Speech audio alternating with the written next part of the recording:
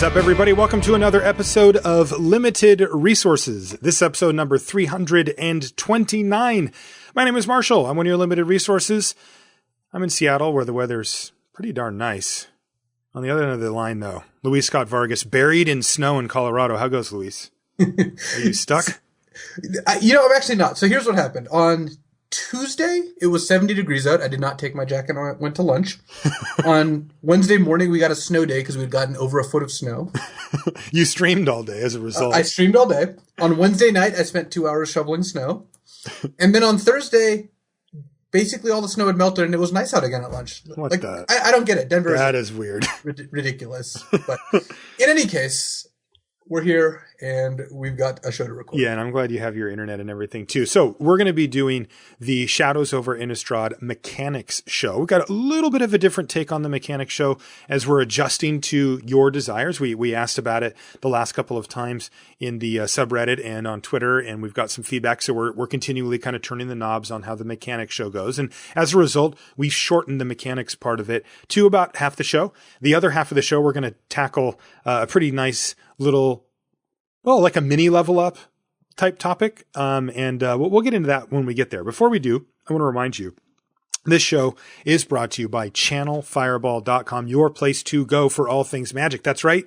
Shadows over Innistrad pre-order. They're up. You can go to channelfireball.com right now and order all the cards you need for any deck. And you can also pre-order boxes. That's right. You can get boxes of Shadows over Innistrad, so you can be one of the first to start cracking those things open in the context of a booster draft, of course, and have your friends over and start battling with all the sweet new cards that we're going to be talking about starting here. And of course, traveling on next week to the big set review for the commons and uncommons as well. And of course, while you're there at Channel Fireball, you can find a host of awesome free content every single day, constructed, limited videos, podcasts. It's all there, all free from some of the best players in the world. So please check it out.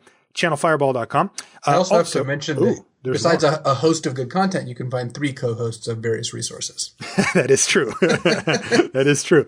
We're all on there. I got a couple of new draft videos that went up this week, and I've got a few more waiting in the queue. And I know, Luis, you had some original Ravnica block video. Did that go up? Oh yeah, I the first triple Ravnica block video is one of the videos I think came out the best. I mean, I make a lot of content and I think a lot of it's pretty cool, but the Ravnica video is just on another level just because of that format. It's really just the format is insane. So yeah, I actually had somebody on Twitter say, "Have you watched this video yet?" I was like, "No," and they're like, "You're gonna like this one." And you put out a lot of videos, and I don't get a lot of that, so something pretty crazy must have happened there. Well, it's just old. If you want to see what draft formats used to look like 10 years ago, Triple Ravnica is a very good example. Yeah. The Patreon. If you want to support the show directly, you can do so through the Patreon. Now, this is very easy. You go to patreon.com/limited resources and you will find a page that it allows you to give any amount you want to the show per show. So when we release a show, it'll charge you that much. It can be $1. You can do whatever you want. You get a thank you card in the mail, for signing up on any level. And on top of it, you get access to a bunch of cool perks, including, I'm going to actually be doing a giveaway this week, but I forgot to pick the winners. So I'll announce those at the end of the show. I've got a few things to give away here, actually. I got 2 kind of smaller things and one neat thing. So I've got a backpack-ish thing. It's like kind of a carrying bag from the Pro Tour that is magic themed. It's got like the Planeswalker logo, and it's like a little thicker, a little nice. It's like kind of like one of those drawstring bags, but it's like more beefy and it can actually hold a few things, and it's pretty cool. And then I've also got a couple of Gideon wallets. They're made out of that, that really thin wallet material that they make those wallets out of, and it's got Gideon looking pretty mean on it. And I'm going to throw in some Channel Fireball sleeves in with the wallets as well. So I'll announce those at the end since I haven't run them through my random picker thing. And then another thing I wanted to mention in regards to the Patreon is that you know, we hit a milestone a while back about videos, and I've been working hard trying to get to the point where I can put out some sweet new content. And I wanted to do something different for the videos rather than just make more draft videos, because you can get a lot of those. Like, you know, we put them up on Channel Fireball. I feel like that's kind of being served already for people that want, you know, your sit down full on draft video. But, you know, I have started to develop a new one. I started to do these for Wizards a while back, but I only ended up getting to do a couple of them. And so I'm trying to continue the train of thought that I started with those. I'm calling them Depth Check. And the reasoning is that they're condensed. They're draft videos that are condensed down to about half an hour total rather than the normal 1 to 2.5 hours or whatever a draft video can be. And the idea behind it is pretty straightforward. I show you the whole draft in regular time with live commentary, just like you'd get in a regular one, because I did a survey a while back and a lot of people told me that was their favorite part about a draft video, hands down. So I didn't touch that part you just get. So if you're just into that, you'll still get that, no problem. But then when it comes to the actual games, I divide them up into what we call t-shirt sizes. So small, medium, and large. The small ones are the games where nothing really interesting happens, or maybe somebody gets mana screwed. And I go through those pretty quickly and I do voiceover over them. The medium games are where maybe a few cool things happen, but nothing insane. And then for the larges, I'll pick a couple of the games for large. And what I do with those is I'll actually go in deep on those. I'll pause the game in the middle, talk about thought processes, talk about numbers, about outs, about things that you're playing around. And I'll put a few little graphics in there too to help you learn to really break down some of these spots that you see draft in and draft out, but that people have a hard time going fully in depth on in the middle of a video because you're trying to play and commentate. You can't just stop for 5 minutes to talk about it. And but Marshall, did you use a hypergeometric calculator to figure out the chances of those odds? I will. I have it up. I have the tab open right now. And so I'll tell you what, I've already got one of these done. I put it out to the Patreon a little ahead of time for some feedback. That's one of the other things that you get from the Patreon. For the regular episodes of the podcast, I always put those out at the same time to everybody. But for the bonus type stuff like this, I will throw it to the Patreon a day or two ahead of time so that I can get feedback from my patrons. I mean, these are the people that are most invested in the show and the people that I'm really, that you and I, Luis, are really doing some of these extra things for. And so it's really cool to be able, I got a great thread going where people gave me a bunch of good ideas and some feedback and some encouragement too, which is always welcomed as well. Anyway, the first one's up though. It's on the Limited Resources YouTube channel. I actually did it on sealed because I had kind of an interesting sealed league that I did. So I did all 5 matches for that, but from a normal one will be draft. And I in fact have one in my video editor right now that I'm working on that will take me a little while. They're pretty slow going on the labor intensive scale. But anyway, that one's coming up as well. And so you can keep your eye out for that if you're on the Patreon. And if not, it'll be up on the YouTube channel shortly after that. Anyway, I just wanted to make sure that you guys knew about that because I thought it was exciting. And then one other neat thing. Well, if the depth of the video is anything like the depth of the explanation you just gave, it's going to be a really deep video. I'm not going to lie, Luis. I'm pretty excited about these. And so I do get a little carried away with talking about them. But it's funny because I put so much thinking into them on my own. And then I didn't want to mention them until I actually had something to show people. So it's like now I get to talk about it a lot. Anyway, one other neat thing, question of the week. When it comes to the question of the week, I'm going to actually open it up so that you can send us, if you're on the Patreon, you can actually send us a recorded audio clip, like a call-in show type thing that we'll select certain ones and we'll play them on the show as well. It's really easy to do if you have a smartphone. Almost all of them have a voice recorder app. You just hit record on it and, ask your question. You got to be succinct with it. I mean, if you're rambling on about a whole bunch of stuff, that's cool. We don't mind listening to it, but it's going to be really hard to fit it into the show. We need the questions to be concise. And I want to hear on there your name and how long you've been on the Patreon. That would just be cool to hear up front and then ask us your question. And we'll be picking certain ones. You can take those files and email them to lr@lrcast.com as well. You can do that all from your phone. And if you don't do it from there, most computers have a built-in microphone as well. That's fine. Just make sure, it's a little quiet in your room and you'll get some good audio out of that too. Okay. Enough of that. Let's get into, the main topic here, Luis, mechanics. So the feedback that we got was that maybe doing the mechanics show for a whole entire episode was a bit too much, right? It lent us to go perhaps a bit too deep and maybe a little bit too much too early, right? Like we haven't even gotten to the cards yet. And so we're trying to adjust that back where we're more kind of just touching on the topics. Yeah. I still struggle to find the exact right balance for this like rules mechanics-ish show. And we're going to work through as we keep trying different things until we find something that we really stick with. So yeah. And go ahead. I was just going to say, if we do this and people have mixed reviews, then maybe we'll try something else. If people like it, maybe we'll stick with this. It's tough to gauge exactly where we should land on the spectrum from explaining all the rules to explaining all the corner cases to explaining the strategy. Like, you want some mix, well, at least of the strategy and the rules. I'm not a huge fan of the corner cases because I don't feel that adds that much. I agree. Yeah. I think that's just not, it's kind of not what the show is about, actually. So, exactly. It's about the opposite of that. So, I mean, look, I like getting fancy as much as anyone else. It's just not going to come up very often. So right. We're going to find a good balance, and we're going to start by talking about all the mechanics in this show. Yeah. And so where we ended up with then is we want to talk about each mechanic, touch on what it does, and then give our initial impressions on what we think about it. Is this going to be a key mechanic in the format? Is this something that really matters and we have to pay a lot of attention to? Or is this kind of more a corner case mechanic? Maybe it's really straightforward. A good example would be like support.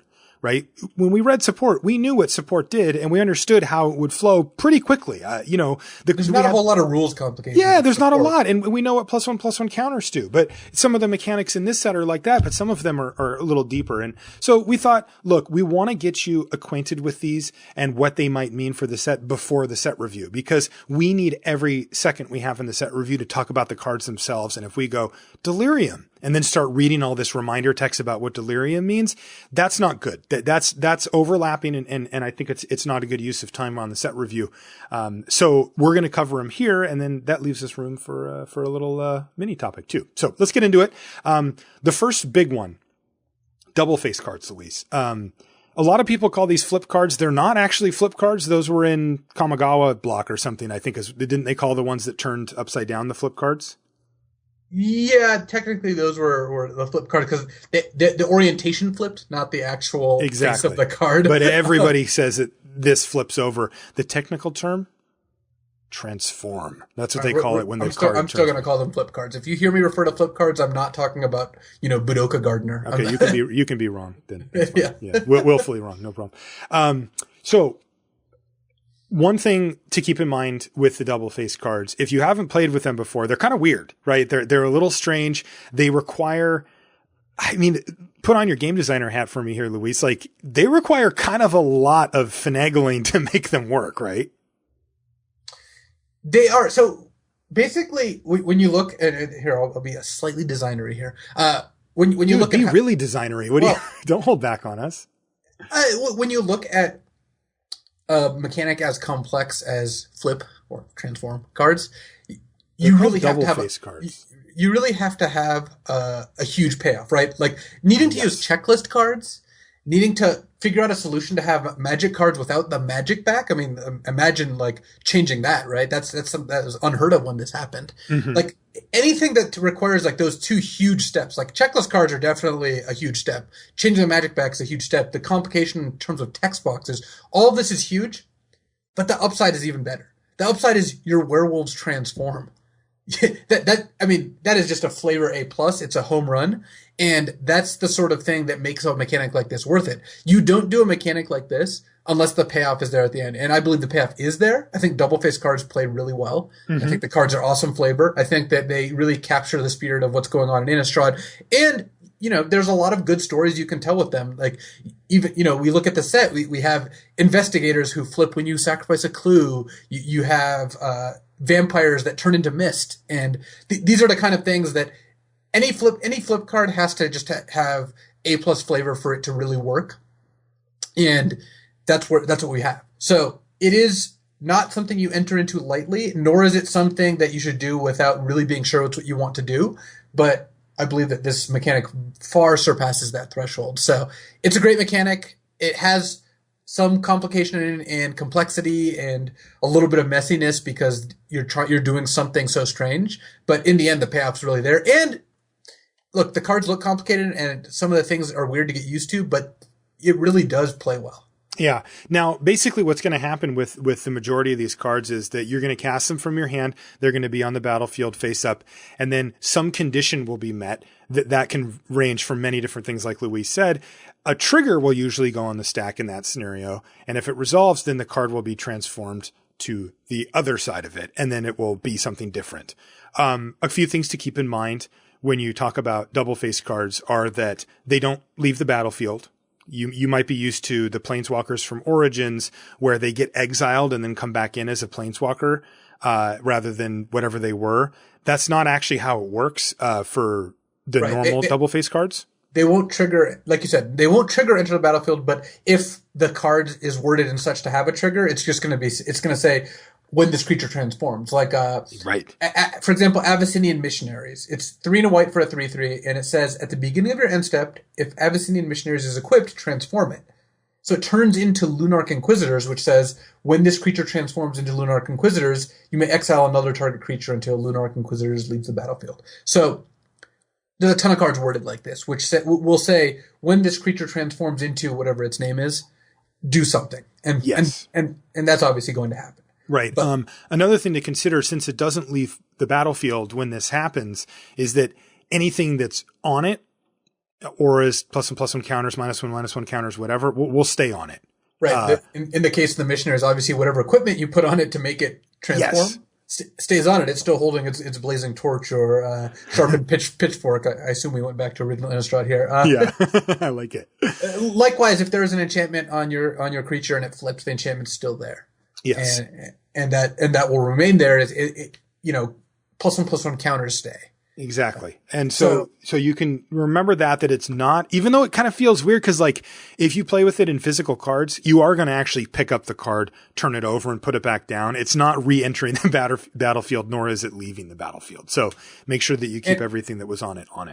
And note, there are very few transform triggers from looking at the ones we've seen that happen any other time that happen in like mid-combat, for example. That's unlikely to happen. It can. I mean, Daring Sleuth, for example, says when you sacrifice a clue, transform it. Mm-hmm. But most of the cards are going to trigger on like upkeep or end of turn, that sort of thing. That's right. Now, there's a few other things that pop up when you talk about double face cards and the way that you handle them, which is that the packs will come with what we call checklist cards, where you can mark which one of the double face cards that checklist card represents. And the checklist card on the front has a mark. It has a list of the double face cards that you can mark. And on the back, it just has a regular magic back.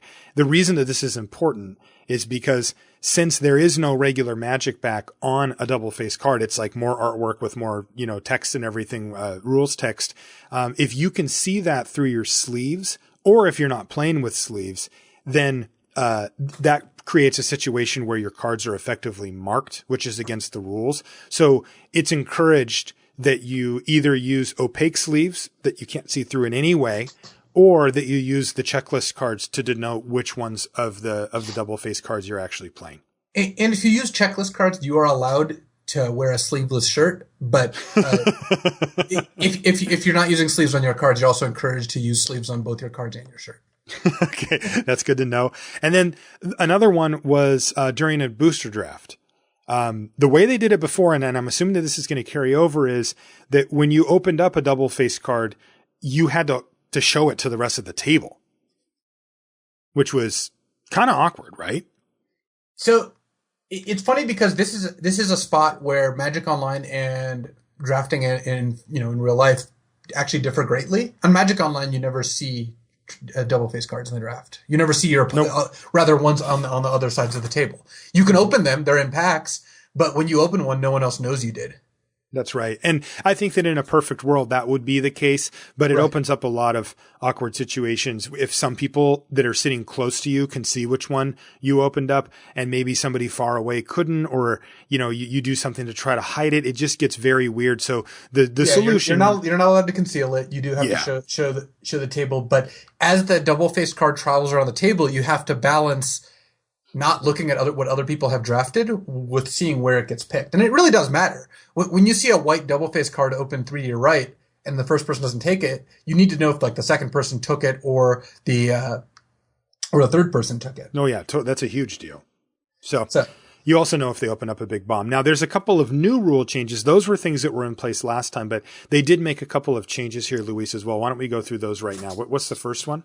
So the first one is converted mana cost. And I actually didn't like this rules change, and that's for a very selfish reason. Repeal is no longer as good as it used to be. It used to be that repeal, which is a blue X return target permanent casting cost of X to the owner's hand draw card, which a card for really an unknown reason, I'm obsessed with them. Play a lot of in like Vintage, for example. You used to be able to repeal flipped Delver of Secrets for 1 mana because the backside of Delver of Secrets or, Gareth the Veil Cursed, for example, are what cost 0.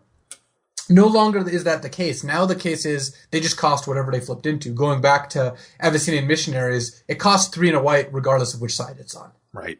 And that makes sense. There's no reason that one side costs 0 and the other side costs 4, and you can kill them with engineered explosives or repeals or ratchet bombs without, any consequence. But so now they're lined up. Yeah, I think that makes a lot of sense. The next one is one that we're not going to spend any appreciable amount of time on because I don't think it'll come up in limited, at least as far as I can see. But it's so some cards enter the battlefield already transformed, and cards that aren't double face cards will just stay face up if they're, trying to enter the battlefield as a copy of that or whatever. So I'm just going to leave that at that.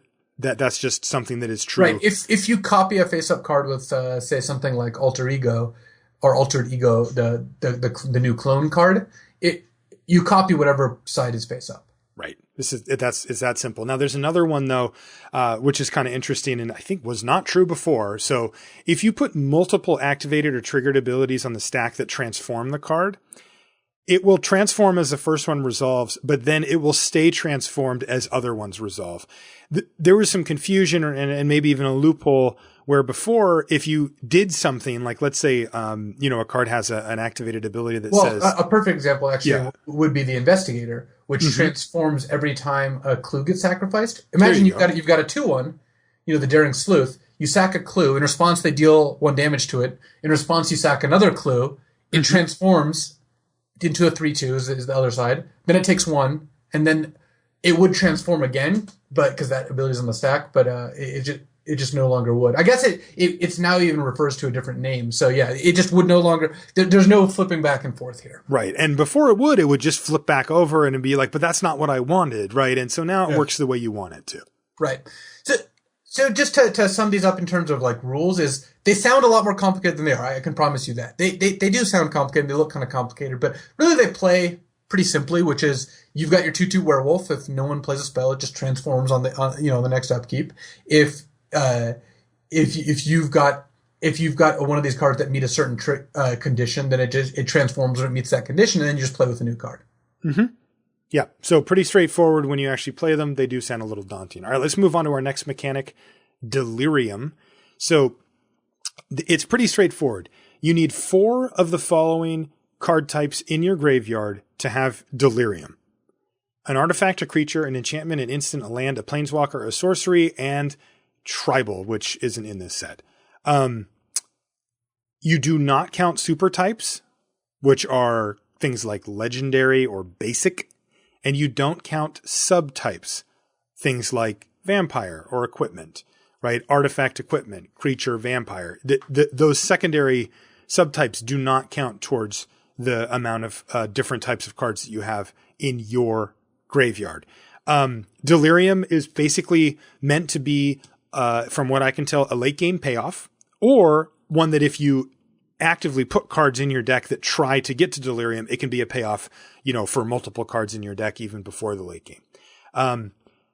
Again, pretty straightforward. You need to know what's in your graveyard, and you need to have 4 different types of cards. That's it. Once you have that, anything that has Delirium as a triggered ability or that says at the beginning of the end step or your upkeep, if you have Delirium, it will check on that. And if you meet that requirement, then the thing will happen. So that's it. It's actually pretty straightforward. The question I have is how hard is it to set Delirium up and what are the payoffs? And of course, we'll get to that next week in the set review show. Right. Like you said, this is either going to happen kind of naturally late game just because your graveyard gets big, or if you go out of your way to find different types and put them in your deck and find ways to get them into the graveyard. And there certainly are ways to do that, by the way. Yes, definitely. Right. Then you will be delirious with joy, I guess would be one way of putting it. Yeah, we'll see. Or maybe your opponent will be sad, one way or the other. Well, it's also worth noting that Delirium effects that trigger on like upkeep, for example, like Topplegeist, it says at the beginning of each opponent's upkeep, if there are 4 more cards among cards in your graveyard, tap a creature that player controls. Mm-hmm.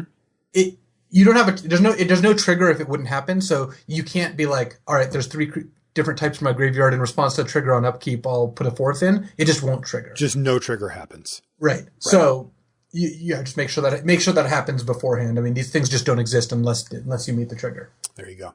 Okay. Investigate and clues, and I got to say, Luis, easily my favorite of the bunch here. This is my kind of mechanic. I can't wait for this. So they're pretty easy, actually. They sound weird because you're thinking, well, what the hell is a clue? How do I investigate? What does all this mean? Basically, when a card says to investigate, that is the act of getting a colorless clue artifact token on the battlefield. And the colorless artifact token, clue token, says it has the ability, pay 2 mana, sack this, draw a card. You know what is a real shame with this? Is that the clues don't count towards Delirium. They don't, because it's a token, huh? Yeah. Oh, no. That's pretty brutal, huh? So sad. Yeah, I never realized that. But oh, man, you just put a damper on my evening. Well, I think I was ready for the truth. Don't worry. Yeah. Investigating clues is pretty simple. There are various triggers. You know, there's the actual investigate. So a spell will say like tap 2 target creatures, investigate. So when the spell resolves, you put a clue into play. There are cards that say, you know, when you deal damage to your opponent, investigate. And these are just pretty much written on the card. There's not a whole lot of extra complexity with how you get clues, and then you can sacrifice them and draw a card. Yeah. And it's pretty cool. Like you mentioned earlier, sometimes sacrificing a clue will trigger something else, which is kind of neat. I mean, you're still going to get your card either way, but there's definitely some wiggle room with the design there that they seem to have used. So I think that's pretty cool. And this is just value, right? I mean, you know, you start storing up sort of free card draw just sitting on the battlefield. It's great. It's going to be interesting to see how it plays out, because the first couple clues are worth a card. If you get 2 clues over the course of a game, there's a pretty good chance you're going to be able to draw a card from both of them. Mm-hmm. But they don't scale well. For example, if you have a way to generate 7 clues number 3 and 4 are a lot worse than clues number 1 and 2, and clues number like 5, 6, and 7 you might not ever even have a chance to use, because from experience, there's only so many times you can pay mana to draw a card without affecting the board. So you can't just sit there investigating over and over again and like assuming you're just going to win the game based on that. Right. Although I will do exactly that. Well, yeah, it looks awesome. And it's also like a theme in blue-green, like with the blue-green investigate deck. But it's going to be interesting to see what the payoffs are for having clues, because you do have cards like that Daring Sleuth we talked about that transforms when you sacrifice a clue. Like, that's pretty cool. Mm-hmm. But whether you're going to get an intrinsic payoff for having tons of clues, you need to build towards that, because, like I said, there's just not that many decks that can afford to just, all right, I'm going to sacrifice my 8th clue now. Right. You had 16 mana lying around to draw cards with. Though when you do that, I would appreciate a text message. Yes, I will certainly inform you what the max number of clues are. But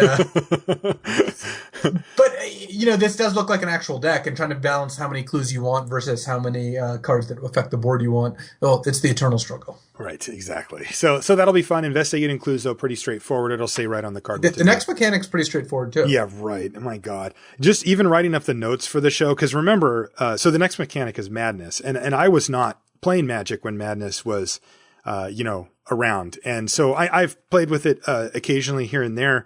What did they put Arrogant Worm in something? Some said I played a bunch of, was it those probably Vintage Masters or something? Yeah. So I've definitely got a taste for it here, but I have to say that here, I'll read it for you, and then you can tell me if it's easy or not. So Madness, if you discard a card with Madness, you exile it instead of putting it in your graveyard. This causes an ability to trigger. When the ability resolves, you can cast a spell for its Madness cost. If you don't cast a spell this way, it's put into your graveyard. Like, what? And the funny part is, I think this actually meets the criteria that you talked about with the double face cards earlier, which is that it's actually easier to play when you play it out, right? Like it makes more sense when you play it, but the actual minutia of how the rule works is a little tricky. Yeah, it's a mechanic that I think the payoff isn't as high as double face cards. Like, when you read this, you don't start thinking like, wow, the flavor on this is great. This is a very mechanical, mechanic. It's very much like, here's the game effect we want, and here's the inputs, and here's the output you get, which is if you were able to discard a cards, which is not a normal thing, in most sets, you're able to play them at instant speed and for less mana usually, or have extra effects. Some of the cards have extra effects when you madness them. And yeah, that's a cool gameplay challenge to like figure out how to put that together and what effects you get. It's not really a flavor win, and it is relatively complicated. So how it does play out is simpler though than it reads. Yeah. Now the basics here though, right, are that you can pay a cost for something like a creature or whatever, but then if you can set up a situation, because remember, you can't just discard cards. You can't just decide to do that. You need to have a card or an effect that is instructing you to discard a card.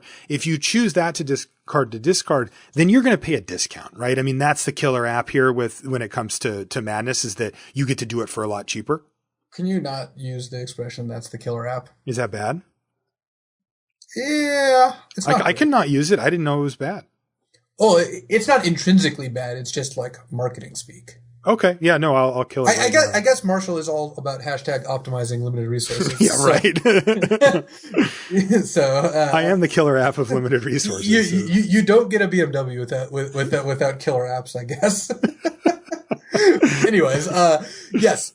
So Madness has a couple the strategic implications or reasons you'd be doing it, but just going over to like what the actual mechanic is really quickly.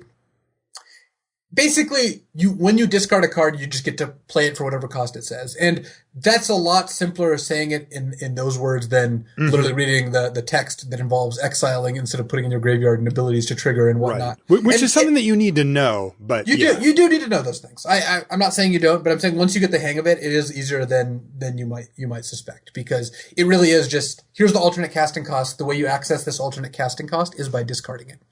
So what you get for that is, some pretty good rewards. One is that they're cheaper. You've got Madness cards that are just cheaper to cast because they're Madness. They pay you for madnessing instead of just for the setup costs that you have to actual invest casting costs. to Like for example, Just the Wind is a 1 in a blue instant, return target creature to its owner's hand, a fine card, and it has Madness blue. So if you're able to discard it, you only pay 1 mana instead of 2. Hooray! Yay! The second thing that does is when you discard cards as part of a cost, it's like you get both of them. For example, there's Catalog is in the set. That's 3 mana, 2 in a blue, instant, draw 2 cards, discard a card. If you Catalog, discard Just the Wind, and Madness it, it's like you didn't have to discard a card because you just got to cast a spell that you put in your deck, because you liked its effect. So it's a way to mitigate discarding. So it's funny because Madness, there's cards you specifically play because you just want to discard to trigger Madness, and there's Madness cards you play because you have discard effects that you want to pay for. So there are different ways to come at it from there. Okay. What about the instant speed nature of it? Because that is another payoff, right? It is. There are creatures with Madness, and when you discard them and pay the Madness cost, then you get to play them as an instant. So you get to block with them out of nowhere, like Incorrigible Youths, the 3 red for a 4/3 with haste. It has Madness 2 and a red. So if you're able to Madness this out, you get to block with it. Like they attack with their 2/2. You cast Catalog. You have 6 mana up. You cast Catalog, discard Incorrigible Youths, Madness them into play, and then block. Right. Though haste and Madness on a card is kind of funny because like it makes the instant speed less relevant because you'd want to just play it on your turn beforehand to attack with it. But there are other Madness creatures, and yes, and Madness sorceries as well. And both of those, get to get played with Madness. Another type of card is cards that have extra effects when you specifically Madness them. Sometimes they'll tack on some bonuses for having paid the Madness cost. Yes, for example, From Under the Floorboards, which is one of the longer names. That's a great name. Imagine. It is. It's 3 black sorcery, and it says put 3 2/2 black zombie creatures token onto the battlefield tapped, and you gain 3 life. Well, that's a great card. 5 mana for 6/6 worth of zombies and 3 life. Sure. But it also has Madness X black. And what that means is if you discard it, instead of paying its normal casting cost, you pay the Madness cost. You pay black X. And then it also says, if from the Under the Floorboards Madness cost was paid, instead put X zombie tokens onto the battlefield tapped and you gain X life.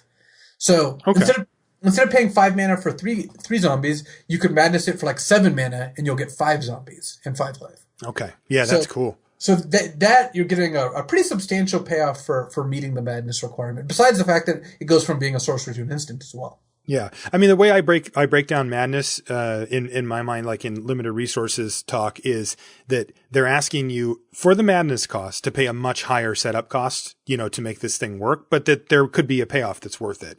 Sometimes it might come in the term of flexibility at being an instant. Sometimes it's just cheap enough so that you're like, wow, this is just a great deal. And sometimes you're going to get bonuses that are just tacked right onto it. So how hard do you want to work for it? And I think when we go into the set review, what I'm going to pay attention to is the difference. Like, I'm going to start at a baseline of would I play this card if it didn't have madness, right? And then I'll say, and how good is it if I do, end up playing it for madness? Because I'm sure that there's going to be games where you just don't have the ability to discard it and therefore pay the madness. Right. The madness cost is the killer app, as Marshall would say. Jesus.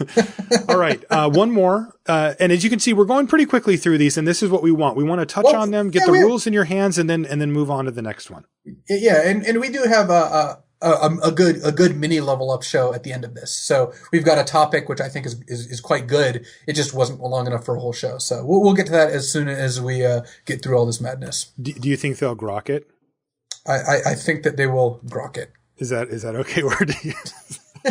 The last one. That's the designer version of marketing speak. It's the designer speak. Oh, I didn't actually know Killer App was marketing. I thought it was anyway. What did you think it was? I need to know the answer. I thought it was more along the lines of like designer talk, like saying grok, because I've never done either of those jobs. So I'm just kind of posing. What would you say you do here? Anyways. Well, Bob. So Skulk is our last one. And this one's super straightforward. It's a new form of evasion that says this creature can't be blocked by creatures with greater power. So kind of cool. If your opponent has a bunch of big beefers on the other side and you have your little Skulk creature, it's this weird dance, right? Like it's like, cause obviously you want your evasive creatures to have very high power, but then the higher that your Skulk creature's power is, well, the more it can get blocked by. So, maybe there's some things that we can tack onto these cards that make just hitting our opponent worth it or whatever. But, Skulk looks pretty straightforward to me, and we'll have to see what they do with it. Yeah, it's like a tension between wanting to make your creatures bigger and wanting to make them, still unblockable. A lot of the Skulk creatures, or not a lot of them, but some of them have, various like saboteur-esque abilities where when you hit your opponent, something cool happens, or they have lifelink or what have you. But for the most part, Skulk is pretty straightforward. It's, can you block this? Yes or no? I wouldn't really expect Skulk to be a major influence on how the format plays out, but something that we'll keep note of for sure. Like Madness, I do expect that. Delirium, I do expect those to be, relevant to our games on a draft in and draft out basis, where like Skulk, I don't think is going to be. But okay, so that's it. So those are the mechanics. Again, wanted to touch base on those, get the rules in your hand so that you understood what they were, give some initial impressions, and then, we'll learn a lot more about them on the set review show next week. So why don't we move on then to the other half of our show, which is going to be kind of a mini topic. Why don't you introduce what we're going to talk about here, Luis? All right. So actually to find this, I went back to the thread that we posted some time ago on the subreddit, which was, hey, we want some level up topics. I like looking at what people are interested in us talking about. And there's some good suggestions there for sure. And this one is, how do you sequence your removal? When do you play removal spells? And that sounds like a simple question, or a very not simple question, depending on how much you think about it. Yeah, that's funny because you said that, and I thought, well, it's definitely. And not so simple. I kind of made a flowchart here. All right. And by that I mean I just made like a pretty long list of options and why you'd want to do each one. So this isn't like a comprehensive guide. I cannot imagine that you would take this guide, which I actually could literally make into a flowchart. That's kind of cool. But did you hypergeometrically calculate this? Yeah, there's a hypergeometric distribution as to where you want to use removal. But what I'm trying to give you is the reasons to do it at all of these different points, and then some of them definitely like weigh against each other, and you have to decide which one to use or which point to use. But hopefully by talking about the pluses for doing it at each specific time, you have more information as to why you would do it one time versus the other. Sure. All right, so let's just get started. Sorcery speed removal. Well, there are fewer options here, so it's a little easier. But there are a couple. The first is the most obvious. If you have an attack and you want to remove a potential blocker, use your removal pre-combat. Get it out of there. Yep. You've got a 3/3, they've got a 4/4. You're going to use your removal to kill their 4/4 and attack them for 3. Mm-hmm. All right. Number 2 is if you don't know whether your removal spell is going to resolve, and this is against an opponent with a bunch of untapped mana, maybe someone you've already seen play counter spells, using it pre-combat is relevant even if that creature wasn't going to block. An example would be they've got a tapped 3/3, and you're deciding whether to attack with both of your 4/4s or not. If you cast the removal spell and they counter it, you might need to leave one back. But if you cast it, the way is clear, attack with both your creatures. Yeah, and that comes up a lot too, because it's not just counter spells that you have to consider there. There's also combat tricks, right? If you're dealing 3 damage to a 3/3 and they have a +2/+2. That's a big one. And then also you'll see spells that give creatures protection from a color until end of turn, which is you're definitely going to want to know about that before you send your creature into the red zone. And so when I talk about counters or responses, it's all just going to be like something that will save their creature. Mm-hmm. And another thing to factor in on all of these is when your opponent is untapped, you have more to think about. And the more you know about your opponent's deck, the more you have to worry about that. And that will definitely, tip the scales, right? If I'm playing against a black-red deck with 0 ways to protect its creatures, that's definitely going to impact when I play around removal than a blue-white deck that has 6 tricks in it. Right, totally. If combat will change, if combat will change which target creatures you're able to kill, then often you'll want to play post-combat. For example, if you've got a deal 1 damage card in your hand, attacking first is great because they might block a 2/2 or 3/3 with a 2/2, then you can finish it off. So you're able to use removal if they block in that way. Another reason to use a removal spell post-combat is if you think they might use a combat trick, maybe by attacking first, you can entice them to do that, and then you get to deal 3 damage to their flyer, for example. Like they have a tapped 3/3 flyer, an untapped 3/3, and you have a 3/3. If you're going to attack, regardless of what happens to your removal spell, attacking is great because you want your opponent to save their bad 3/3 that they blocked with, letting you kill their tapped flying 3/3. Yeah, another time this comes up are with low power, high toughness creatures that they will almost for sure block your creature. And you can often get them out of the way with a relatively cheap and low impact removal spell because people put those creatures in their deck specifically to block. Right. You have a 3/3, they have an Ancient Crab, a 1/5, and you have a deal 2, a Thought Hemorrhage or Reality Hemorrhage. Mm-hmm. And so you're just going to attack, they're going to block, and you're going to use your removal spell. You clearly couldn't cast that one first. Yep. And also, if the results of combat will change what you target, obviously wait till after combat. If you, a good example is they have a 3/3, you have a 3/3, and you have a deal 3 in your hand. A lot of times you'd rather just keep that for a better target, so you're just going to attack first. If they block, all's well and good, you just play your next creature. If they don't block, maybe you use a removal spell on their creature. Mm-hmm. But first of all, offer the trade, because if the creature that you have is worth less than a removal spell, you'd much rather just trade that instead. You also can learn a lot from that, right? Like if you expect them to block there, or, it's like in that 50-50 range and they don't, that creature might be important to them, more important than it seems, and it might be correct to use a removal spell on it. Exactly. So, the sorcery speed range is just so much lower, so that pretty much covers it. You're either going to use it before combat or after combat. Those are the only 2 times. And there's just those different factors that weigh into what you do. Instant speed removal, that one's a little trickier. A little different, yeah. I mean, this is part of what makes Magic great, right? I mean, yeah, for sure. That Magic has this level of depth just about one card type. So, and I'm going to frame these in a lot of ways because I don't I'm putting the ones first that I don't see people do as often as they should. The first one is using instant speed removal on your turn, like it was a sorcery. And the reason you do that, and I think the thing that might be counterintuitive to people is like, well, it's an instant. Why did I just wait till the last possible time? That's what instants are good for. But the reason that you would do that is if your opponent is tapped out and you cast it on your turn, they're just not able to stop you. They have a 4/4 flyer. You have a deal 4. If your opponent's tapped out, just use it on your turn. Don't wait. Right.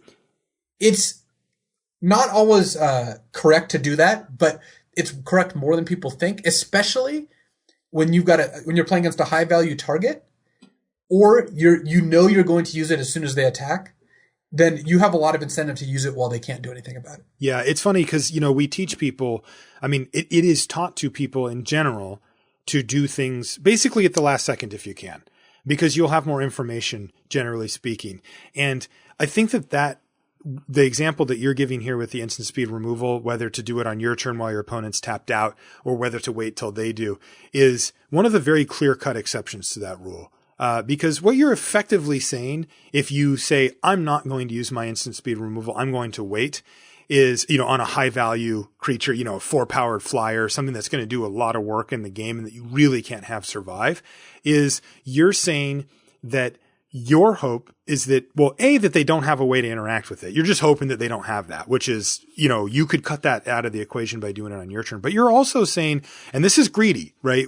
Make no mistake. What you're being is greedy here is you're saying, well, what if they cast and attach an equipment? What if they put an aura on this? What if they go for an unprompted combat trick to get through damage, right? What are the chances that these things happen? They're very low in most sets. Enchantment, generally speaking, auras aren't good and most people don't play them. Nobody ever just plays combat tricks into nothing. That's just not something that you'll see in virtually any game. So those two are just very uncommon, not going to happen. Right. You're going to know the equipment in the set, and it is unlikely that if they haven't cast it yet, that they have it in their hand and that they're going to go for that. And even then, you're just getting a tempo hit ahead. Now, the downside to it's a disaster, right? Yes. You go kill this and they go dispel it, and you're like, oh, then I guess I lose the game. Not a good trade-off. Right. First of all, they'd have to print playable equipment, which hasn't happened in a while. Maybe Innistrad will change that. I don't know.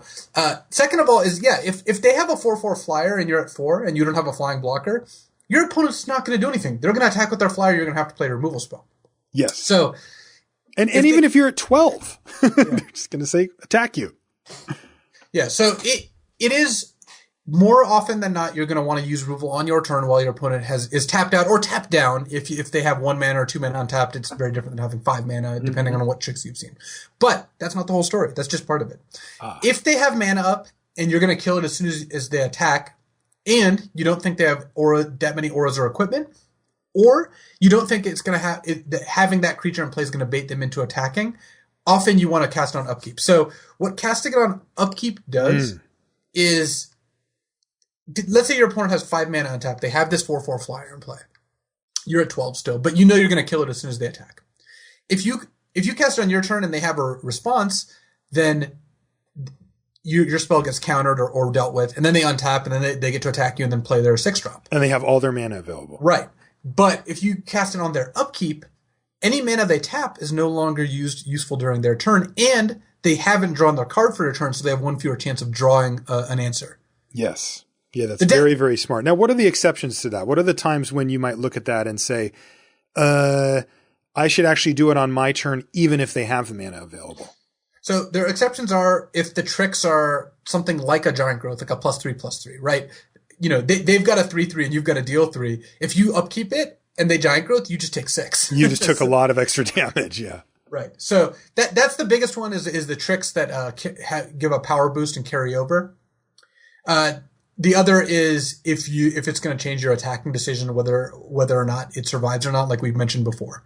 A reason to not do it on their upkeep is we're going to talk about next, which is what are the reasons to let them draw. So the difference between upkeep and on later on their turn is the extra card they draw. So why would you let them see an extra card?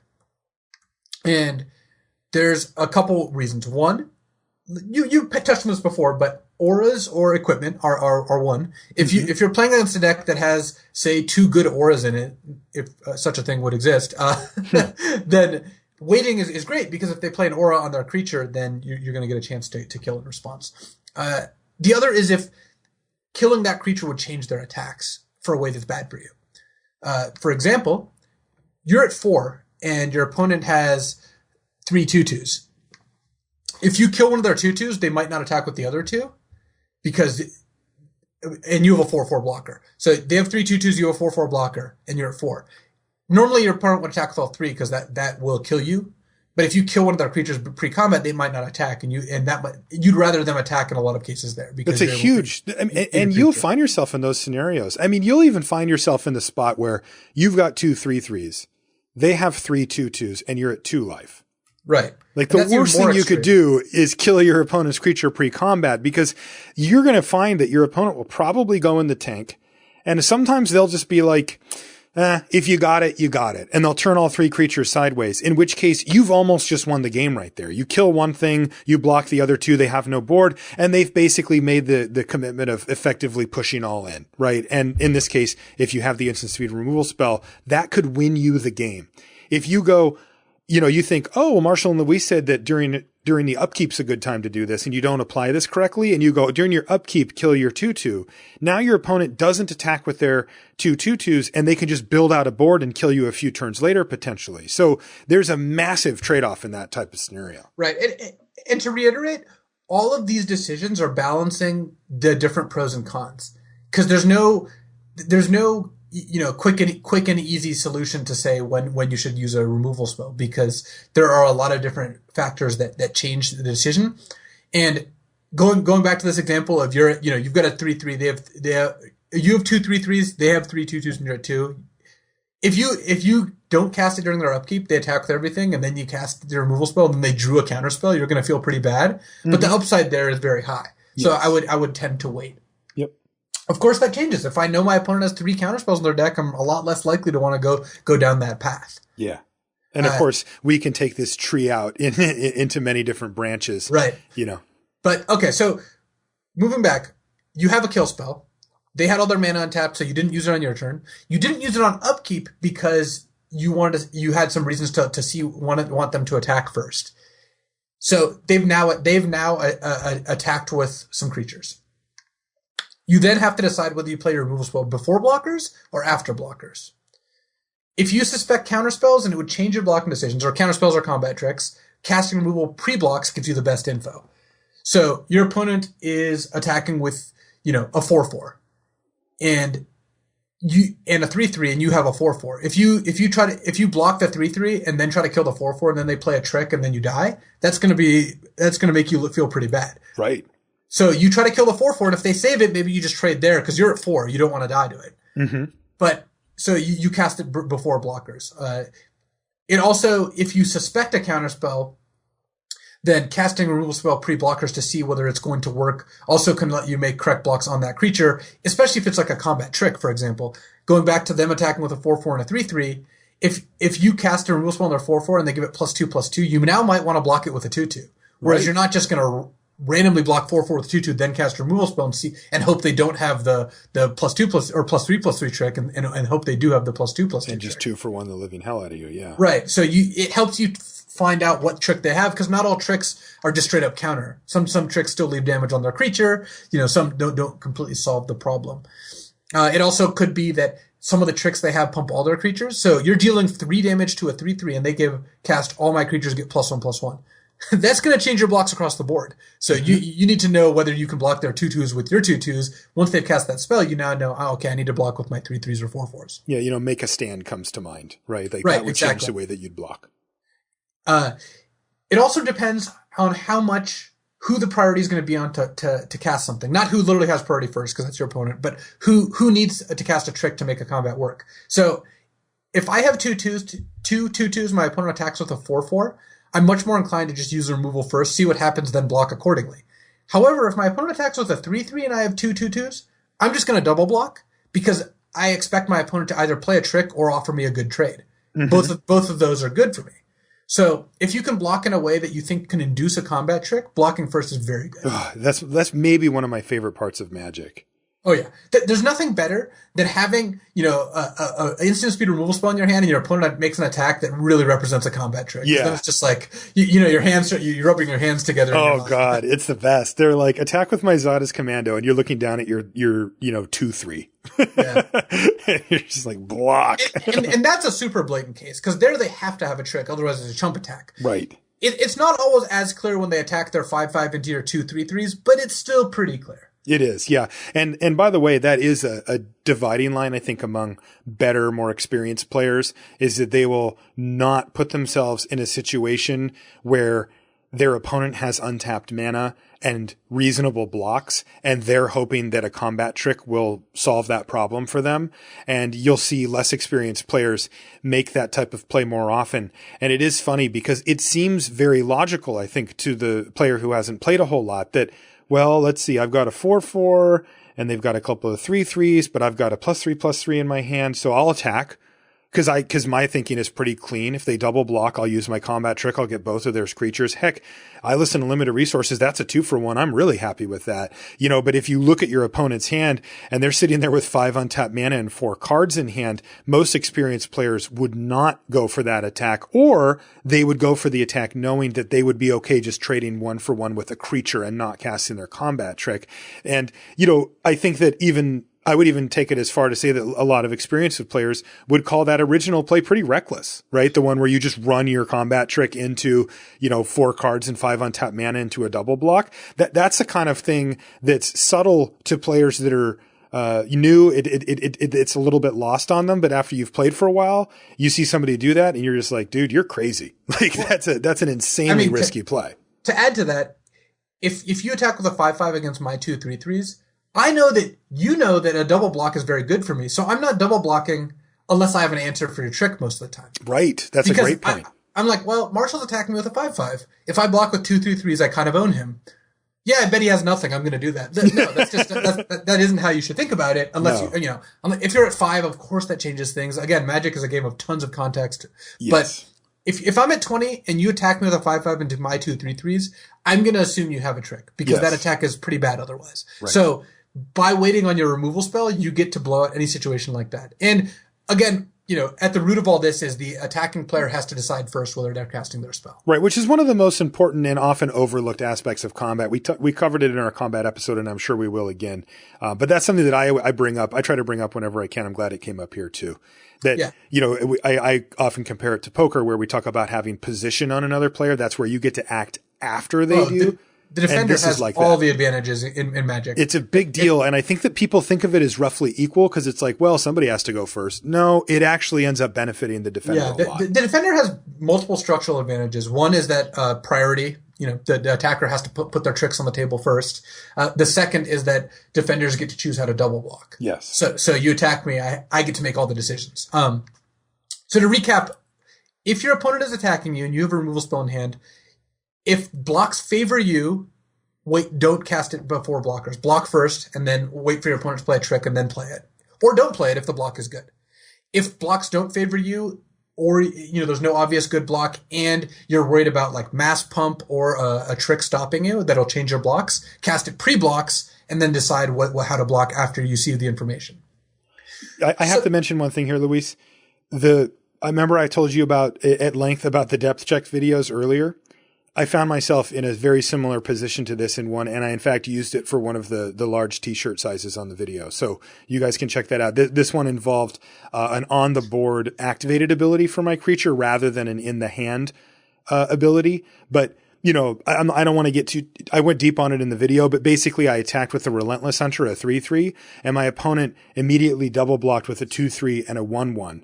And I had mana to pump, and they had 1 black mana up. So I'll let you figure out where that went from there. And I had a lot of things to consider about whether I wanted to actually pump or not from that scenario. And I also had a lot of things to consider about whether to attack at all. So that addresses a lot of what we've seen. And if you want to see that in a video form in action, you can see it in one of the matches of the depth check video.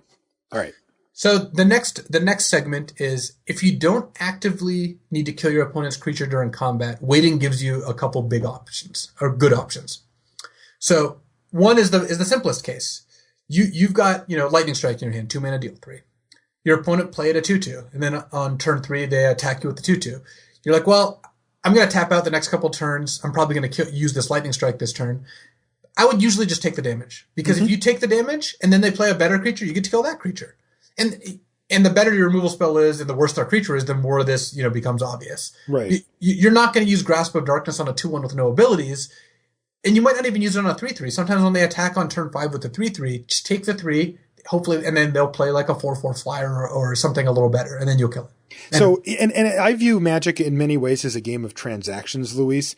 And this transaction is you're saying, I'm willing to pay 2 life for more information about and the opportunity to maybe kill a better creature with my strike. I mean, that's a transaction that's happening here, right? Exactly. You're paying life for options, and often another frequent ending to this story is your opponent doesn't play anything, or let's say they attack you with the 3/3, you take the 3 down to 17, and then they play like a card draw spell, or they play nothing. often you'll just use removal then too. Yep. No shame in that. It ended up a little worse for you, but that doesn't mean it was a mistake. It just means that you paid life on the reasonable assumption that they're going to play a better thing on turn 5 than turn 4. And it turned out they didn't, or didn't play something you could target. Maybe they play a creature that has hexproof or something. Yeah. Then you just have to use your mana. Isn't Magic great? Oh, it really is. Yeah. Because like there's now, of course, there's going to be the times when you can't afford that. And it's not just when you're at 3 life. It might be when you're at 14, but you look at your hand and you're like, look, I can't afford to give up 3 life here. I just need to use my removal spell now. But you know what? You would have wanted to see that before you pass the turn, right? So now we're getting into all the little awesomeness that makes Magic such a great game. Exactly. So the second is by not casting removal during combat, by just waiting on it, you don't get blown up by tricks. Right. Sometimes that it's just worth taking a couple points of damage because, your opponent attacks you. They had all their mana up this whole time, so you didn't want to use your deal 3 on their 3/3 flyer. Which, by the way, is very common. Right. They'll often draw their card for the turn and go to combat with all their cards in hand and all their mana up. From the other perspective, that's a reason to attack first. Yes.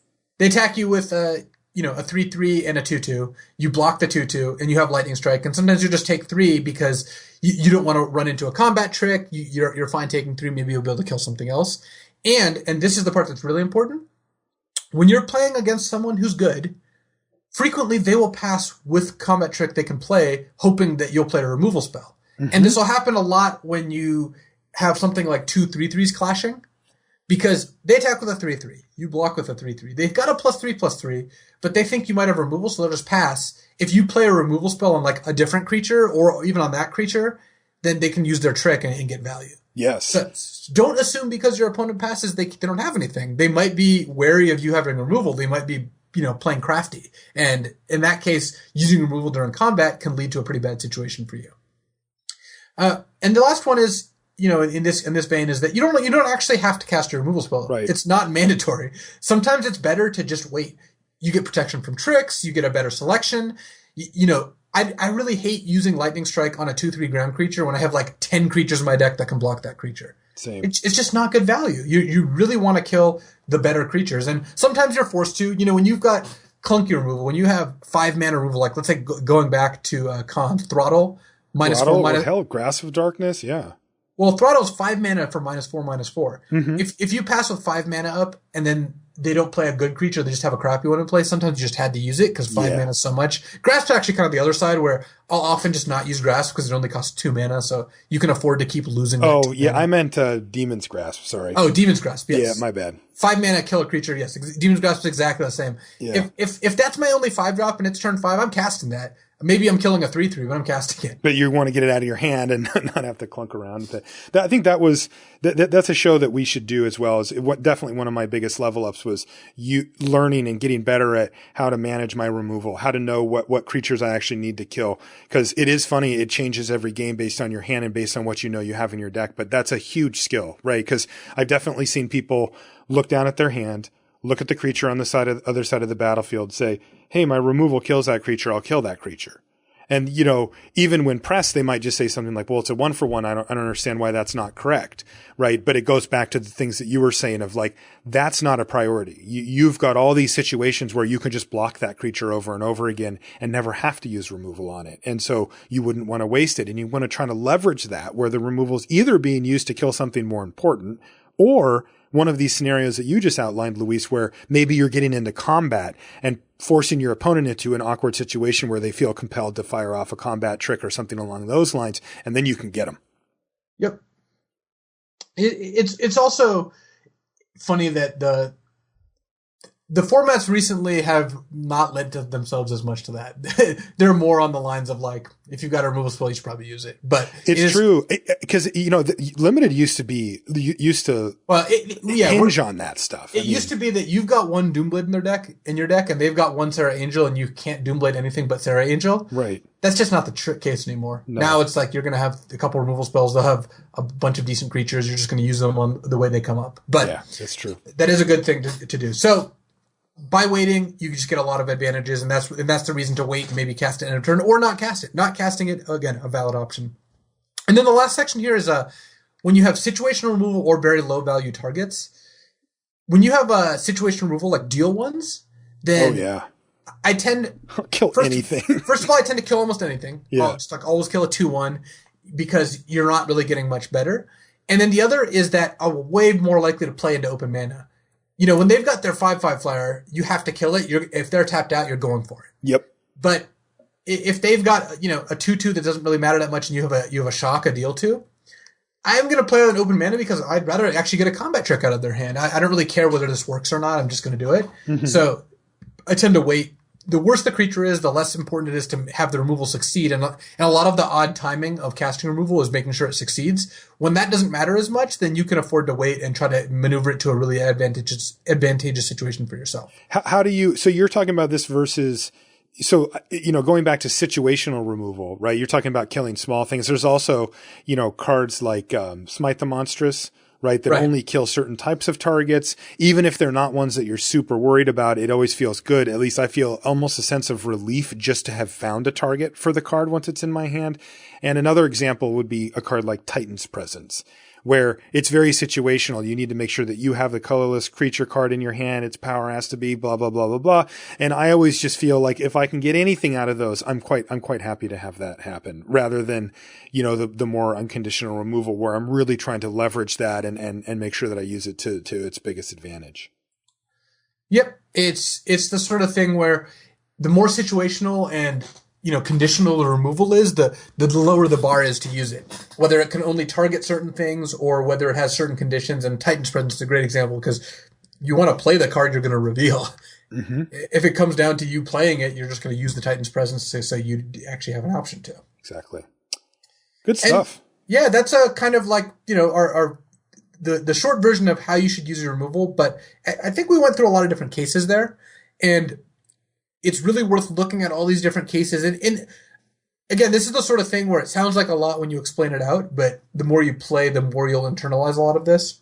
Yeah. And, you know, I want to, like, I mentioned the draft video that I've been talking about, but you can see these situations come up in any draft videos that you watch. Maybe if you're not able to draft quite as often as like Luis and I can, you can go watch a video and you can pause it and say, wait a minute, this is one of those scenarios that Marshall and Luis talked about on the podcast, right? Where, you know, you're watching, you know, Owen Turtenwald draft or something, and he attacks his 3/3 into a couple of other creatures, and he's got the pump spell, but he just says, fine, we'll just trade this creature for this creature, and doesn't even go for it. And you think, what is going on? He had a 2-for-1 in his hand, and he didn't even do it. That's a great place to pause and to really ask yourself, well, I wonder what it is that he's worried about, you know, and he might even say on his video, you know, like, I don't want to get blown out here, so I'm just going to accept this trade. And, you know, watching professional players mitigate these scenarios, and you'll see them and you'll be able to kind of put them into these buckets, I think can be really, really helpful. And like I said, for the videos that I'm doing, I'm trying to identify scenarios like this and be able to just pause and do voiceover to talk them through as well. But, you know, again, if you don't have the ability to get in a ton of reps, I think that, you know, watching other people do it and keep your eye out for how professional level players go through and manage these scenarios can be really helpful. Well, and again, the way I come up with a list like this is I just sit down and think through every single step of when I would be using removal and writing it down. I mean, I've never literally written all this stuff down before, but it makes you think about why you're doing all these different things. So and I realize that I do all these things every game, but I don't think about it much anymore. No. But it is useful. It's also useful for me to write it all down and think of like why I'm doing all these different things and what the balance is and try to explain it. I mean, explaining something definitely helps too. So yeah, and when you break it down to this level, I think it really does show a lot of the depth that Magic has that I think some people aren't as aware of. Like, I think when you first start playing, you just play your removal spell because you don't really understand the difference between, you know, instant sorcery, when I do this, whatever, I'm going to kill that thing. And then as you get better, you get taught, oh, no, if it's an instant speed removal spell, you should wait until the last minute till their turn. And that's generally a reasonable practice because it does open up the ability for you to have, you know, get 2-for-1s or do it in combat. But I think a lot of people stop there. I think they do. I think that they just say, well, no, I just wait, go, and, you know, just sort of autopilot their way through. And you've outlined, you know, 4 or 5 different timing when, you can choose to cast different speeds and different types of removal spells here. And I mean, it goes, if we wanted to get into examples on all of these, we can have exceptions, we could have branched off, different, and then if this, and if you've seen this in the draft and from this person, and if they're playing blue white, then, I mean, there's just an infinite different things to apply this to. And I mean, this is a part of the game that I just adore, this, because it's so hard to get all of these things right all the time. But it's there. The information's there. The ideas are there. The theories are there, and you can apply them. And hopefully this helps you get one step closer to that. Luis, I've got a question of the week. It's actually kind of a quick one here from Soren Lon Sloth. He says, it is considerably easier for my playgroup to get 6 players for a draft rather than 8. Because of that, I'm strongly considering team drafting. It sounds like great fun. And then he also asks if we could do a crack-a-pack or one of those 4-pack deep crack-a-packs where we highlight, how we would pick everything on the show. And I'll tell you what, probably not. Team draft is... I think they should do it. I think that they would probably learn a lot from doing a team draft, but it does come with some warnings, which is that it plays out so much differently than a normal 8-person draft would.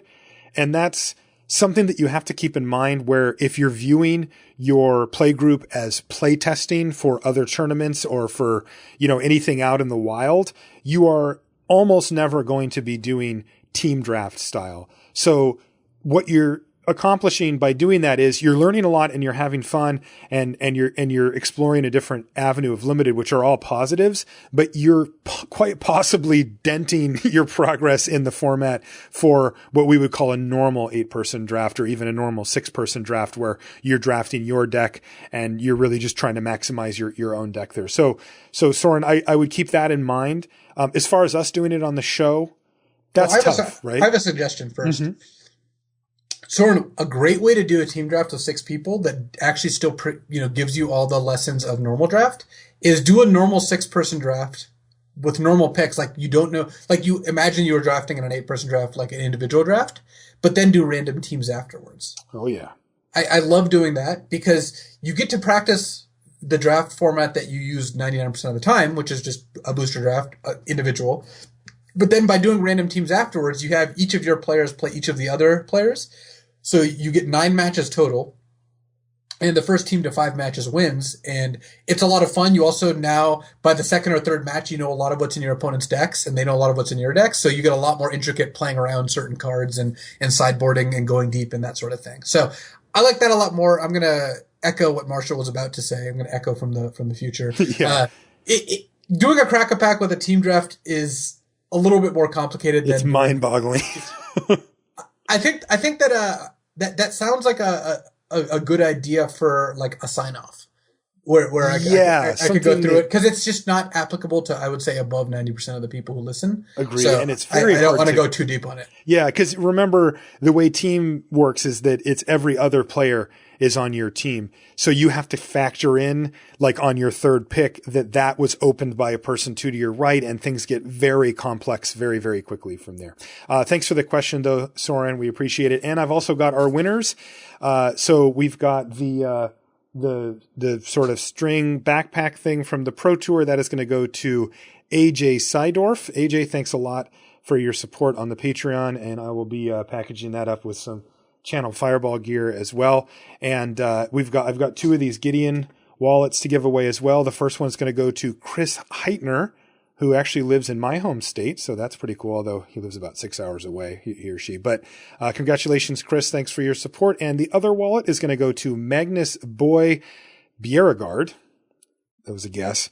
From Denmark. So thank you so much, Magnus, for the support on the Patreon, and I will be sending you your Gideon wallet as well. I've got more giveaways coming up as well. I found a bunch of cool stuff to give to you guys, and I enjoy doing it. I think that like I could have this stuff, but I think it's much cooler to give it to you guys as a way to say thanks for supporting the show. So I appreciate it. That will do it for limited resources this week. I want to remind you that the show is sponsored by channelfireball.com, where you can pre-order Shadows over Innistrad right now. Get those booster boxes pre-ordered, and you will get them in your hands just as soon as possible and get a few booster drafts going. And then let us know how they went, because, in the early part of the format, Luis and I we're knowledge sponges. We just go around asking everybody how the drafts are going, what people are noticing, what colors are performing, what cards they like, all that kind of stuff. And we love seeing that in the subreddit and on Twitter and that kind of stuff as well. If you want to find us on social media, I am Marshall_LR and Luis is LSV. You can find all things related to the podcast on lrcast.com. That includes links to the video that I talked about. You can find it on our YouTube channel, which there's a link to right on the front. I'll also put a link to the video in the show notes as well. And I'm still looking for feedback on those. And I did want to say one more time, thanks so much to our patrons for making that type of thing possible. I'm having a good time doing those and learning about, what you guys want and how that goes. All right, that's going to do it this week. Next week, big set review show. You're not going to want to miss it. We'll see you then. So when we were talking about flip cards earlier, that reminded me of a situation that air quotes that happened at Grand Prix Detroit earlier this year, which was pretty funny.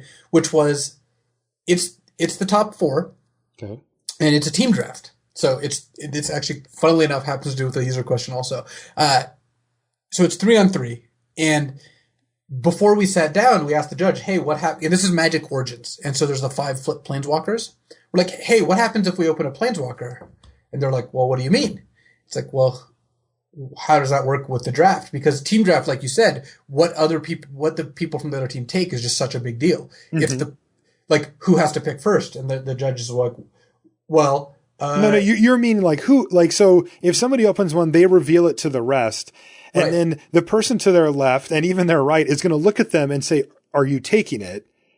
Right? Like, because part of the deal is you're trying to screw over the other people, so you might throw them a curveball. I mean, I suppose you're not passing a planeswalker, but well, it is really important though. Like, so let's say I open something like Chandra. Okay, I had hypothetically, I had Owen Turtwell to my left and Reed Duke to my right. Because that was the team, Owen, Reed, and Huey. God, and that's a scary team, by the way. Huey looming on the other side of the table. God. But they both need to know whether I'm taking it because that'll impact their first pick. But the question we ask the judges is who has to pick first? Who actually has to make their selection? Right, because it's not like the judges call like, all right, because normally they'd say, all right, draft.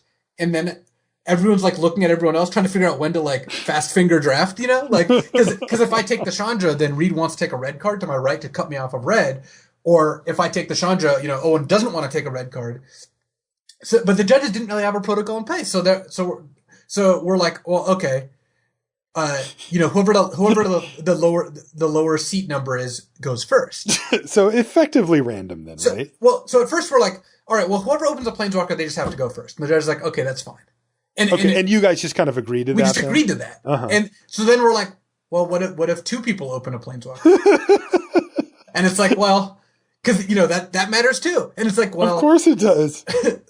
So they're like, all right, well, the person on the left has to open it. So if I open a planeswalker and Reed opens a planeswalker, I have to take it first. I'm like, well, what if they're equidistant? Yeah, that happens in 6 people. So that's when they finally got to the lower seat number. And so here's the final conditions. If one person opens a flip card, they have to say whether they take it first. If 2 people open a flip card, the person to the left has to say whether they have to take it first. If they are equidistant, the person with the lower seat number, because we did technically have seat numbers, has to take it first. So then I opened a Chandra. Obviously. First pick of the draft. I took it. And normally, and this is where the team draft part comes in, I expected to not play the Chandra. I first picked a double red card face up. You assumed Reed was going to be like, go for the throat here. Reed has all the incentive in the world to cut red. Uh-huh. So my plan was to take Chandra and then intentionally not take red cards and hope to hook Owen into red. Oh, that's crazy. And if Owen didn't get into red, hopefully we have Ifro taking red cards 2 seats down. So I took non-red card, non-red card, non-red card. And then I drafted mono red because I just got past all the red cards. and Chandra was great. So that was my last experience with flip cards at like a professional level draft, and it was really funny. But so it's funny that we talk about that insane. Because the incentives are very different. Like they matter in an 8-person draft as well. But in this particular situation, it was so funny. The funny part was our teams just negotiating what would happen beforehand, just because there wasn't really like a protocol for it. But we'll see what happens in the future drafts.